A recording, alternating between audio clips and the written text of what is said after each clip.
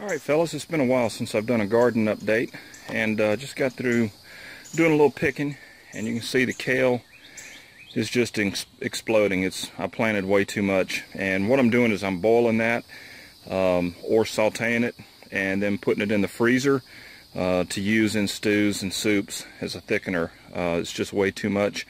Also, I cut all the stems and I juice the stems and get the kale juice in my juicer. My cucumbers are just now starting to come in. These are Ashley's. Getting my first few cherry tomatoes. The Malabar spinach is coming along great. This is going to provide me with salad greens all summer long. It's already up into the 90s down here, and the hotter it gets, the better this stuff grows. The rattlesnake beans are looking great. They're producing great. I'm picking this much every 2 or 3 days. My family's probably going to get sick of eating green beans, but these are really good, very nutritious, good for you. What I don't eat, I'm freezing, and you can see the Swiss chard is still looking good.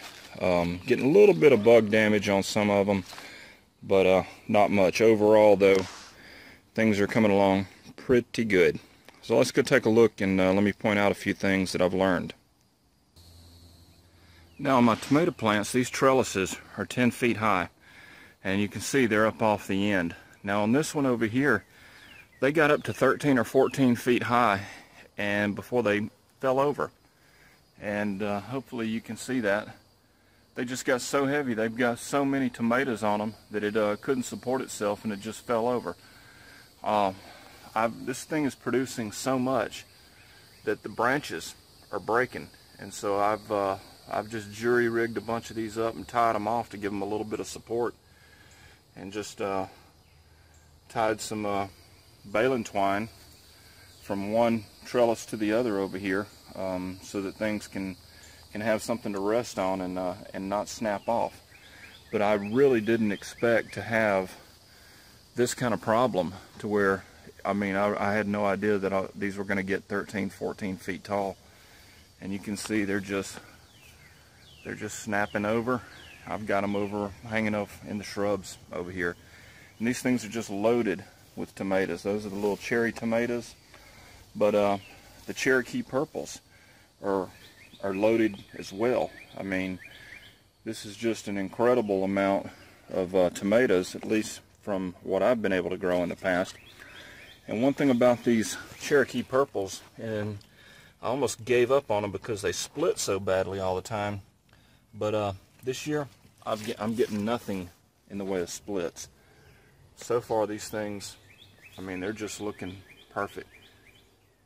And for the Cherokee Purple Heirlooms, I mean, I'm very, very pleased with how this is coming along.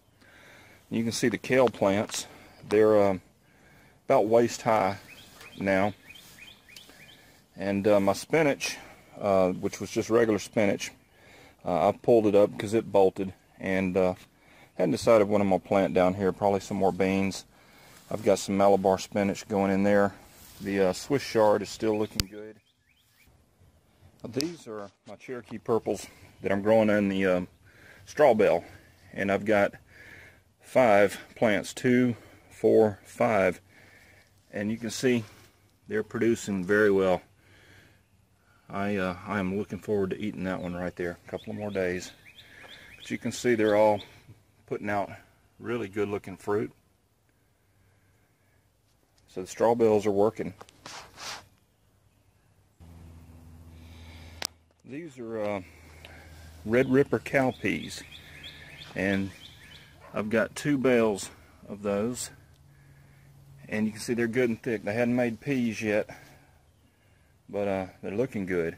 Very little insect damage, and I'm hoping these produce well.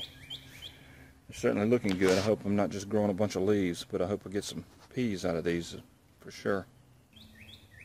Well, these are my 3 garden boxes that I had last year. They're only 6 inches tall, but that's the Malabar spinach, and you can see that's already gotten to the top of the 10-foot trellises, going off the top, climbing along the top.